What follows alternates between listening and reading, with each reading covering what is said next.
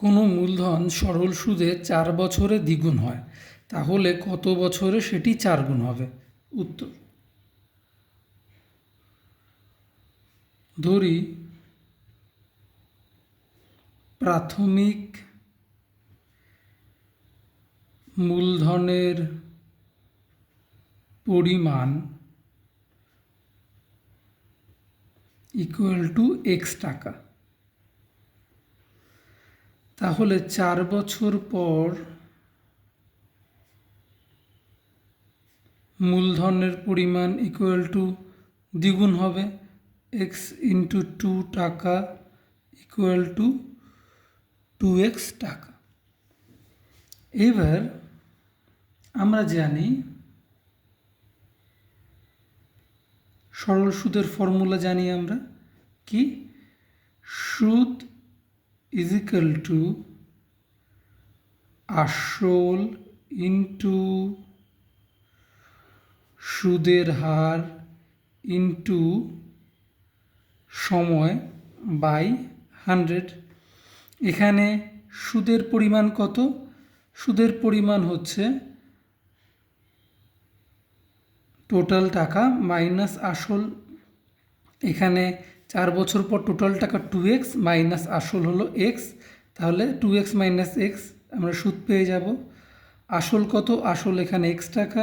সুদের হার আমাদের জানা নেই, সেটা তাহলে সুদের হার বলেই লিখব। সময় আমরা জানি 4 বছর, 4 বছর পর, তাহলে 4 বাই 100। তাহলে x equal to x into সুদের হার ইন্টু 4 বাই 100, তাহলে x কেটে গেল, 4 দিয়ে 25। সুতরাং সুদের হার ইকুয়াল টু 25 বেরিয়ে গেল।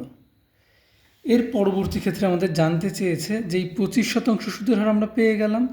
এবারে বলছে আমাদের মূলধন যেটা x ছিল সেটা 4 গুণ হবে, অর্থাৎ 4x হবে, সেটা কত বছর সময় লাগবে?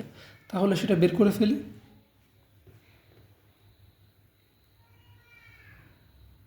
মূলধন 4 গুণ হলে পরিমাণ হয় 4x টাকা, তখন সুদের পরিমাণ হয়, সুদ টোটাল কত হবে?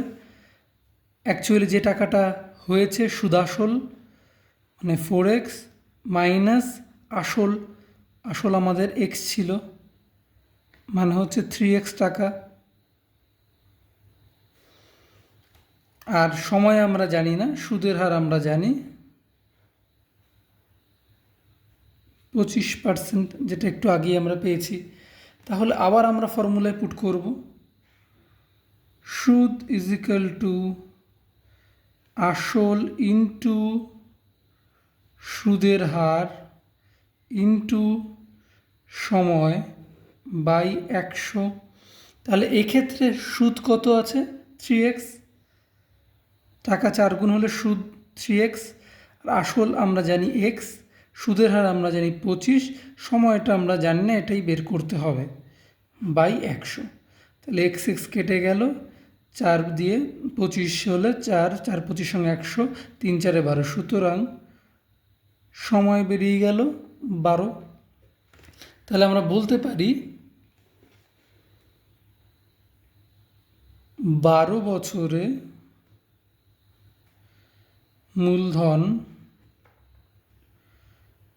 4 গুণ হবে। অ্যান্সার।